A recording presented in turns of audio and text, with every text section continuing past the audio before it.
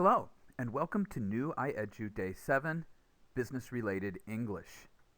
Today we're going to be talking about business emails. The objectives for today's class include going over some general rules for sending business emails, an organization of a business email, some important abbreviations, text messages, and then talking about business emails a little bit more. So let's go ahead and get started. First of all, some general rules. Before you write, know the answers to these three questions. Who am I writing to?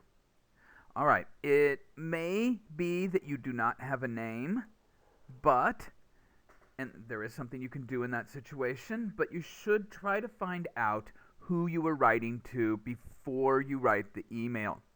Doing a little bit of research and finding out at least which department you are sending it to will make it seem more personal and will also make it seem less like a form letter. 2.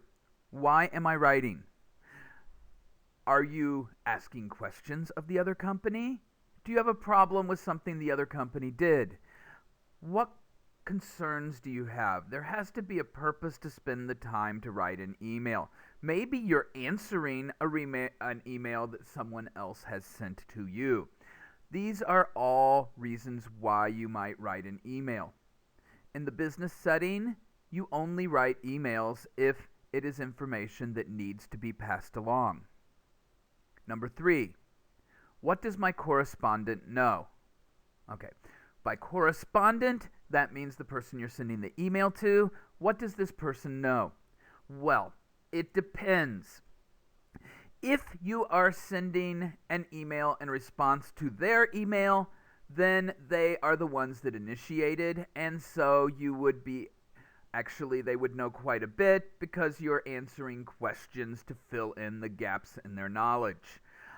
It could be answering a complaint. It could be answering some questions that they have asked of you. If you're sending it as a complaint to a company that made a product, then they should know the answers to your questions, and they should be able to answer them. So in that situation, the correspondent would know quite a bit. Now, if you are sending it out of the blue and it's not a complaint, it's not an order, and it's not a response to their email, this is a very important question to ask. What does the correspondent know? If it's a new idea that you're sending, how much detail do you need to go into to make sure that that person understands what it is that you're trying to say before you say it? When you write, be brief, clear, and concise. This is a business setting. Do not include information about your children or their children. Get to the point.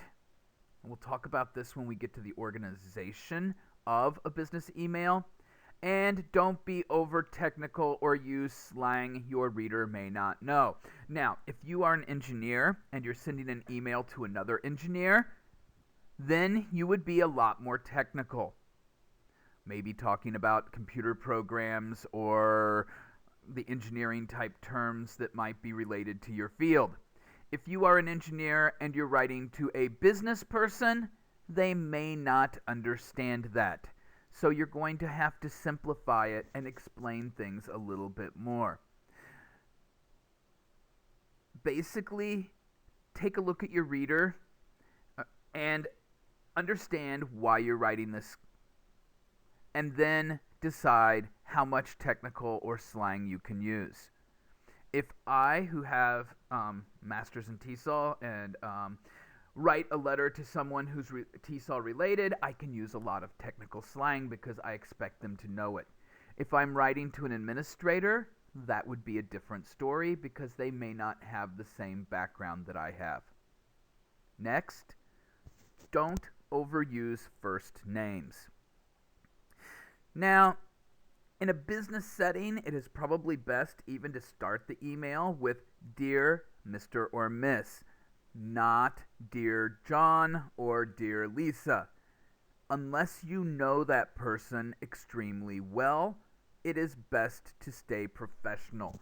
Once again, we're talking about business. We're not talking about personal communication.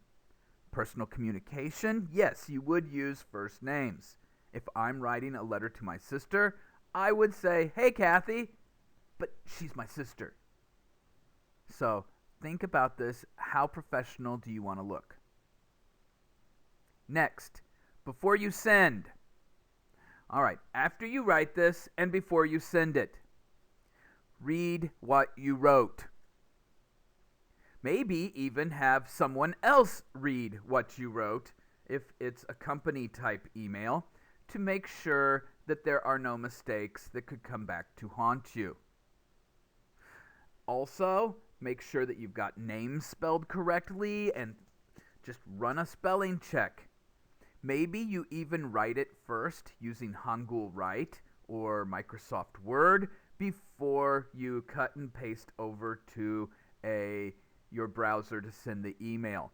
That way you can use the grammar and spelling check to help you. A single rating test, read it out loud. If it doesn't make sense to you, it definitely will not make sense to the person who received it, and they will be sending an email back for questions and probably will not be very happy with you. Checking for spelling and grammar, once again, possibly write it in Microsoft Word or Hangul Write and use the grammar and spelling check. If your company has a plugin for their web browser like Grammarly, definitely check that to make sure that you are doing the best thing possible and sending out a professional letter. Misspelled words and bad grammar look unprofessional. Organization. Plan your writing. So before you don't just sit down and start writing an important business letter. Especially if it is about money, you definitely want to plan what you're going to write. First of all, brainstorm a little bit. Answer the questions who, what, and why. Also, think about the tone that you're using. Does it sound angry or does it sound too silly? Those would be bad. So brainstorming, but still thinking, stay professional in your mind. Professionals don't get angry.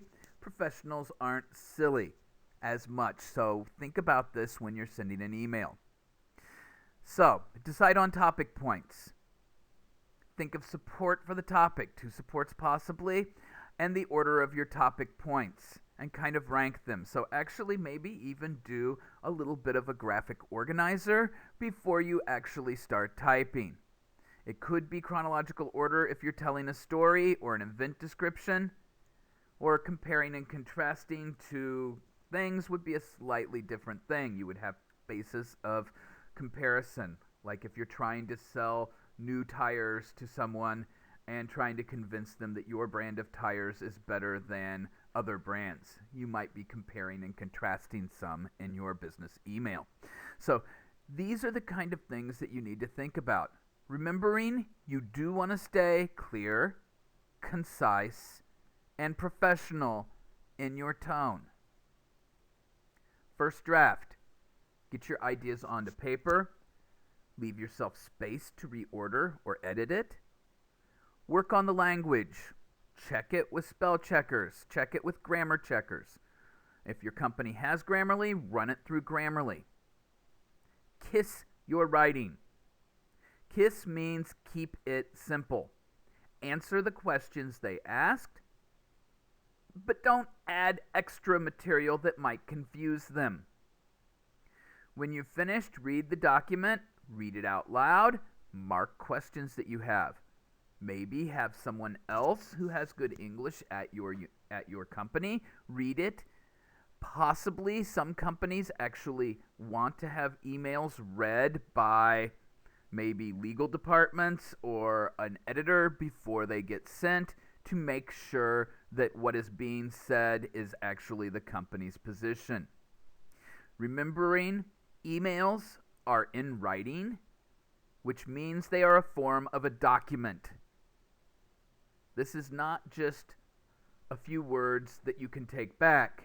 If you send out a business email, that is your company's position. So a lot of companies do have an editor or a legal department that will check to make sure that you said what you needed to say. Possibly your boss needs to do this. It depends. You need to find out from your company before you send it. Also, look at how you can improve it. Is it clear enough? Will someone who doesn't understand mechanical engineering understand what you wrote, for instance? These are the things you want to look at with your first draft. Then make some changes before you send it. The final draft, okay, before you turn it in or you send it, try to think about eliminating repetition. Change ambiguous phrasing. Ambiguous means something that's not 100% clear. Business related, legal might want some ambiguity so that there is a way out for the company, but it is probably best not to do that because the reader might get confused. Check your sentence length. If they're too long or too short, you might be sending the wrong message. A very short, simple sentence actually adds emphasis to what is being said, so you have to be a little bit careful about using simple sentences. Once again, spelling, grammar, punctuation. If you can, have a proofreader read it. Some companies actually request that you have a proofreader read it through before it gets sent. Next, abbreviations. There will be times where you need to use an abbreviation to make it easier for what you're doing. Some of the things that are abbreviated might include titles. This would be like Mr. would be MR, not MISTER. Doctor would be DR. Miss would be MS. These are some titles that are used a lot in writing, and we use the standard abbreviation. Also, companies or organizations, there are some companies that are more known by their acronyms or abbreviations than they are about their actual name. This is true in English, where NASA, NASA, is much more known than the National Aeronautic and Space Agency. That's also a mouthful to say, so people write NASA, NASA. Another example of this in Korea might be Waeguka de Hakyo is known as Wayday, or in English, Huffs, because it's Hanguk, I can't remember, foreign studies, something of foreign studies. And so it's known by its acronym instead of by its full name. Donguk University might be known as Dande. I've heard that used before. So companies and organizations might be abbreviated. Same thing with countries. Most people do not write the United States of America. They would just write the USA. And that is 100% correct and proper to do. This was also especially true about some of the older countries like the USSR. I'm not even 100% sure what the USSR are. It's Union of Soviet Socialist Republics or something like that. So countries, you can use an acronym or an abbreviation. If there's a business term that gets shortened most of the time, then you can use this. However, if it is a technical term that you're abbreviating, maybe you should explain it first. So if I'm writing to someone who does not have an education background, and I'm writing about, and I write L2, do people understand that I'm talking about second language? I should probably explain it the first time. If I'm going to say it many times, then after that I can use L2. Measures. People do not write out kilometer. They write km. Same thing with weight. It weighs 100 kilograms. You would write kg. Technology, obviously, things like TV, okay, PDA, Do you even know what PDA means? Personal Data Assistant or something, digital assistant. See, I even messed that up. Well, they're kind of out of fashion now, but we use the acronyms or abbreviations for this. There are some general ones also that are used, so just be aware that these are some things that you can abbreviate. If it is an abbreviation or acronym that people might not know, then you should probably explain it the first time and then write the acronym in parentheses, and then after that, it is okay to use the acronym. Moving forward, text messaging. Okay, now, business email is actually the main focus of this. Text messages are not a good form of formal communication.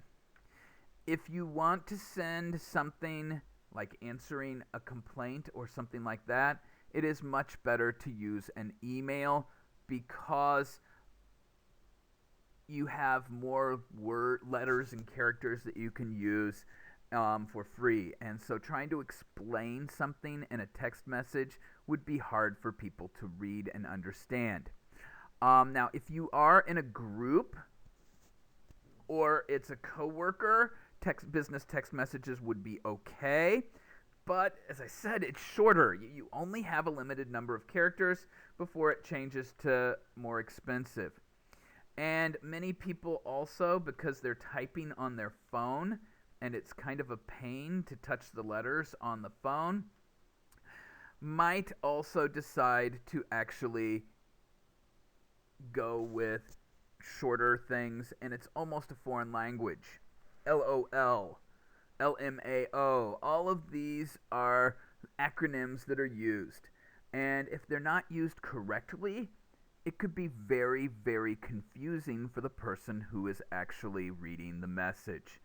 Also, it is a younger generation thing. So if you're sending it to a younger generation and you use LOL or OMG, they would probably understand you. If you send this to someone who is older, they may not understand you. And if they do not understand you, there is no communication happening. So beware of this, and if you do use it, think about who are you sending it to, and do they know the chat speak that you know. If you don't think so, then write the words out. Also, some phones have autocorrect that can do crazy things that might make it very, very hard to communicate. So turn off the autocorrect if you are going to use it, because you might send something you don't want to send. There are examples of these all over the internet of actual people whose autocorrect has done bad things to them. Business email is the most common form of communication in the business world. Why? It's cheap. It doesn't cost money, and it is convenient. Most companies do have computers for their workers to use of some form. So something that is cheap and convenient makes it very easy to communicate. Also, it is writing, and it is immediate, which are both very, very good things. Emails are brief. You don't go into as much detail. If you need more detail, attach a file that contains all of the details. Concise means you say the words that are necessary to communicate, and that's all. They are also rapidly received, so once you hit send, it's out there to the person you sent it to.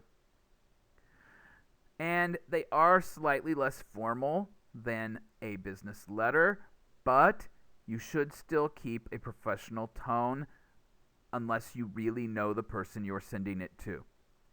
There is a formula for writing a good business email, and this is what I'm going to go through next, the formula of a good business email.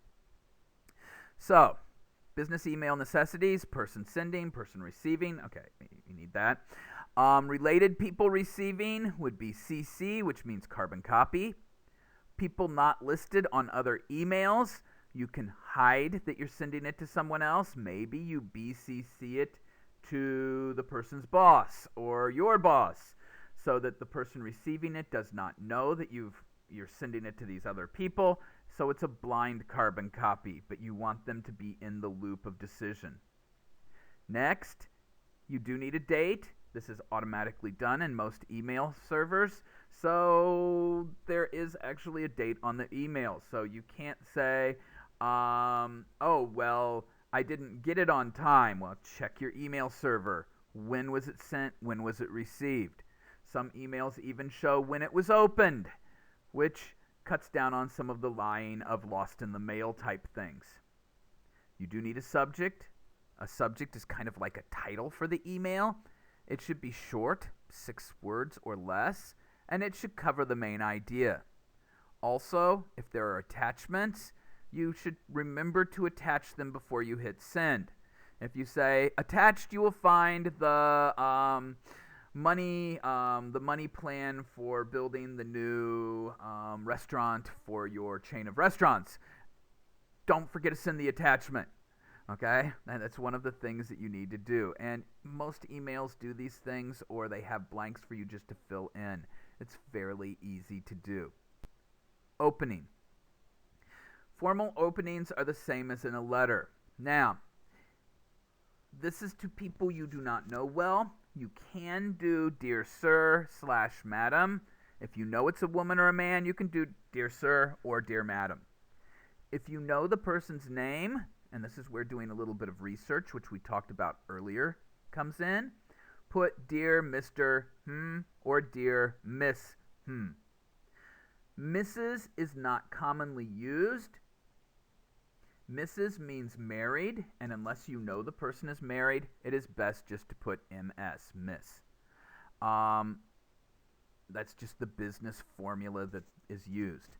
If you're writing a semi-formal email, okay, they are more open, you can be a little bit more relaxed, but you should know the person you're sending this email to. Hi, hello, dear project managers, dear team members, hello everyone, are all okay to start a semi-formal email with people that you know well. The body. Short, simple, concise. The first thing you should mention, and it should be in a paragraph by itself, we'll talk about this more with the writing TOEIC part 2, immediately give the main idea of the email. What this does is it allows maybe the reader isn't the right person to get it, and they don't have to read all of it before they forward it. Or maybe it is a notice kind of thing, and they read it and go, yeah, I know, okay, fine, and they don't finish reading. This is an email. It's quick communication, so do not overwrite an email. If it's more than a page long, probably you should include it as an attachment, because information that's important might get lost if you overwrite it. Ask yourself who, what, why, like we talked about before. Who are you sending this to? What is the purpose of sending it? And why are you doing this, okay? The once reading test, after you finish, read it through, make sure you said what you want to say. Closing. The closing is more formal. Okay, in a formal one, you would use yours sincerely or sincerely. You would almost always use yours sincerely or yours faithfully. Yours faithfully if you've got it addressed to Dear Sir, Madame. If you've got it addressed to a name, sincerely or yours sincerely is better. Then write your name afterwards and your position. If it's semi-formal and you're sending it out to people you know, then you can say best regards, best wishes, all the best, hope it keeps going good for you, name, position. These are the closing parts of an email. Some useful phrases that you might run into. First, with reference to your letter of the 15th of this month, ... Okay, so you're referring to a letter that got sent to you, and then you go through the main idea. It was very kind of you to agree, ... Okay, so continue that thought. As I mentioned in my last letter to you, okay, so you sent a letter, they sent back a letter, and now you're sending another letter. Okay, this is kind of like email tag. And so you want to be clear that you did say it in your last letter, and then maybe add some extra explanation. Thank you for taking the time to, read this email, answer the survey, whatever it is. Regarding the question of, I will arrange for my secretary to forward the minutes to you for your approval. So if you were at a meeting and you're sending minutes out to everybody, and you have a secretary that can do that, I'm enclosing a copy of our latest proposal. So I am enclosing, that means there's an attachment involved. These are some useful phrases that you might use. Okay, the homework. Please write an email in Word or Hangul Write to respond to the following email. So there's an email on the next slide. Write a response for it. Post the email response in the LMS. So actually put it up in the LMS. It is worth 20 points. This will be graded upon completion of the homework. We will check the files to make sure that there's an email response there, but it is a you did it, you did not do it. And this is the email.